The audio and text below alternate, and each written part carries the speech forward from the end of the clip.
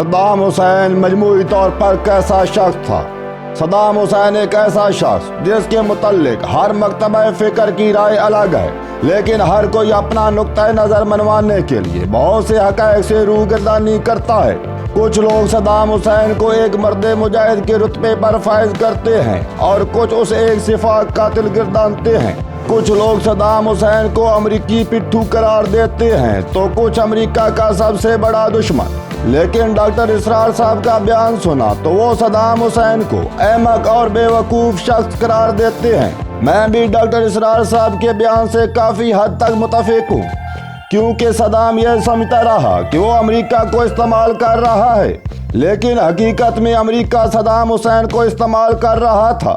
اسی خوش فہمی میں صدام حسین نے عرب سرزمین پر امریکہ کے لیے دروازے کھلوا دیے، کیونکہ صدام حسین کی سخت مزاجی اور بغیر سوچے سمجھے کچھ کر گزرنے کی عادت نے سعودی عرب کو اتنا خوفزدہ کر دیا تھا کہ سعودی عرب امریکی فوجی امداد لینے پر مجبور ہو گیا۔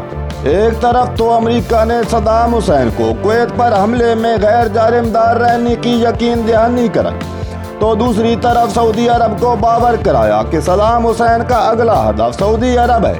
صدام حسین کا ماضی بھی کچھ ایسا ہی تھا کہ سعودی عرب نے بغیر سوچے سمجھے اور تصدیق کیے امریکی فوجی امداد لینے کی حامی بھر لی، جس کا خمیازہ آج تک سارے عرب بھگت رہے ہیں۔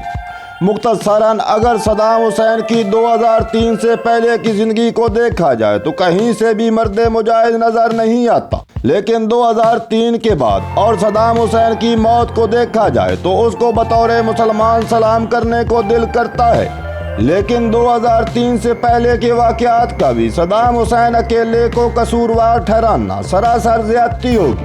ہاں، کچھ واقعات واقعی ہی صدام حسین سے جڑے ہیں، لیکن اس کا مطلب تمام واقعات نہیں۔